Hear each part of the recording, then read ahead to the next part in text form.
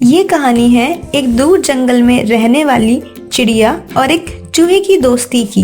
सर्दी का मौसम था, पूरा जंगल बर्फ से घिरा था, दूर दूर तक कोई दिखाई नहीं दे रहा था। चिड़िया के परिवार में वो और उसके 2 बच्चे एक साथ रहते थे। सब अपने अपने घर में खाने की जमाखोरी करके मजे से अपने समय काट रहे थे और बर्फ खत्म होने का इंतजार कर रहे थे।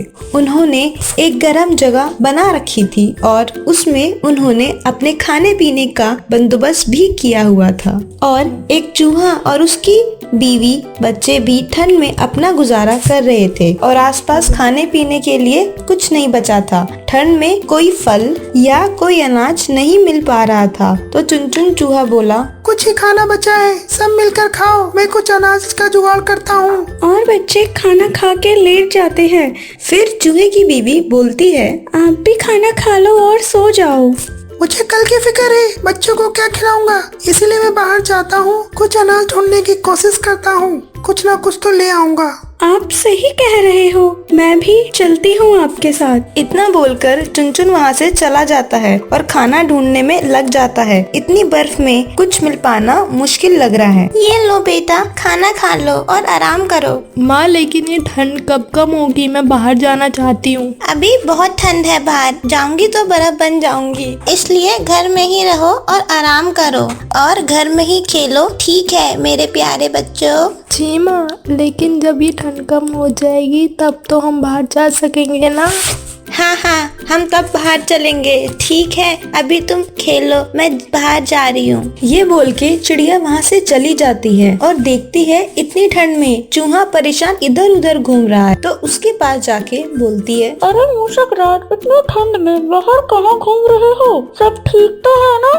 कुछ नहीं पीपा, बस कुछ खाने के बंदोबस्त करने की कोशिश कर रहा हूँ। घर में खाना खत्म हो गया है और बाहर भी कुछ मिल नहीं रहा, समझ नहीं आ रहा क्या करूँ। घर में बच्चे भूख से बेहाल हो रहे हैं, कुछ खाने का बंदोबस्त करने की कोशिश कर रहा हूँ। घर में खाना खत्म हो गया है और बाहर भी कुछ नहीं मिल रहा, समझ नहीं आ रहा क्या करूँ। घर में बच्चे भूख से बेहाल हो रहे हैं, उनके लिए अनाज लेकर जाने का वादा करके आया हूँ। ये सुनकर पीपा को थोड़ा बुरा लगता है और वो बोलती है, तुम चिंता मत करो, बर्फबारी की वजह से मैंने पहले ही बहुत सारा अनाज और फल इकट्ठा कर रखा था, उसमें से थोड़ा तुम ले जाओ और अपने परिवार का ध्यान रखो। लेकिन तुम क्या खाओगी? वो तुमने अपने बच्चों के लिए इकट्ठा किया है, वो मैं कैसे ले सकता हूँ कि मैं तुम्हें कुछ देकर थोड़ा अनाज ले सकूँ? कोई नहीं चुनचुन, ऐसा होता रहता है, मुझे तुम्हारी मदद करके बहुत खुशी होगी।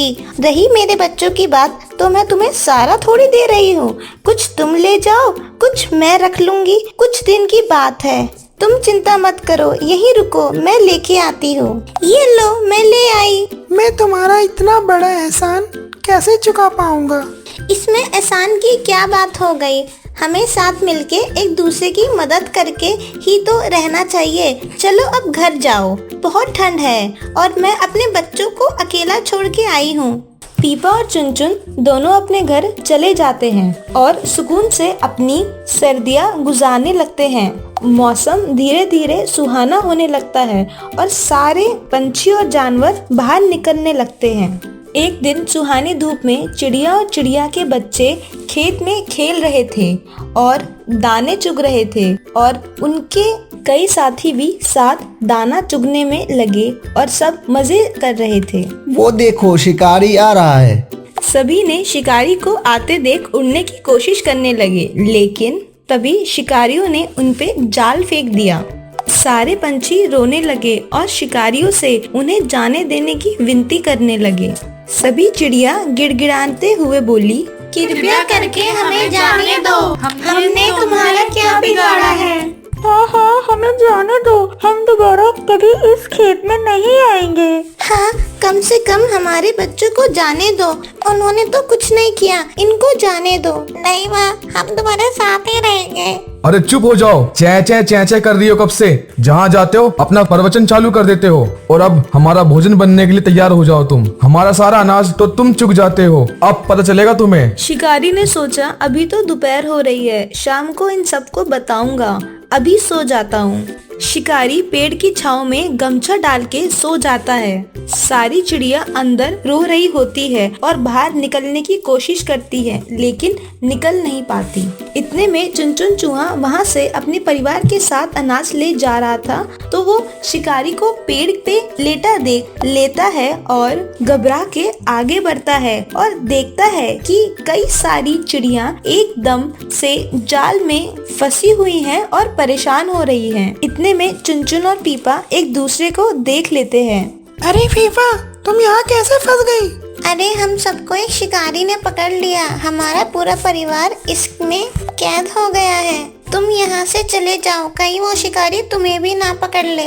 अरे तुम मुसीबत में हो, मैं कैसे भाग जाऊँ? ये जाल मैं अभी कुतर दूंगा। इतना बड़ा जाल तुम नहीं कुतर पाओगे। तुम खुद को और अपने परिवार को बचाओ और भाग जाओ। चुनचुन एक सीटी बजाता है और सारे उसके चूहे दोस्त आ जाते हैं। भाई लोग, सब मिलकर ये जाल कुतर दो। सब मिलके जाल कुतरने लगते हैं और जल्दी से पूरा जाल कुतर देते हैं और सारी चिड़ियाएं बाहर आ जाती हैं। पीपा अपने बच्चों के साथ बाहर आ जाती है और सभी बाहर आके चैन की सांस लेते हैं। अब आप सब लोग जल्दी से अपने घर लौट जाओ, इससे पहले कि शिकारी जाग जाए। शुक्रिया, मैं तुम्हारा कभी ये एहसान चुका नहीं पाऊंगी। तुमने मेरी और मेरे बच्चों की जान बचाई है। कैसी बात कर रही हो? अगर तुमने मेरी मदद नहीं की होती तो मैं आज यहाँ खड़ा नहीं हो पाता। अब जल्दी से अपने बच्चों को लेकर अपने घर चले जाओ और चैन की सांस लो। सारी चिड़िया अपने अपने घर चली जाती है। इसके बाद चुनचुन अपने सारे दोस्तों के साथ घर लौट जाता है और वहीं पीपा अपने बच्चों के साथ खुशी खुशी घर चली जाती है। मेरे प्यारे बच्चों, इस कहानी से हमें ये सीख मिलती है, मुसीबत के समय हमें हमेशा एक दूसरे का साथ देना चाहिए, सबकी मदद करनी चाहिए।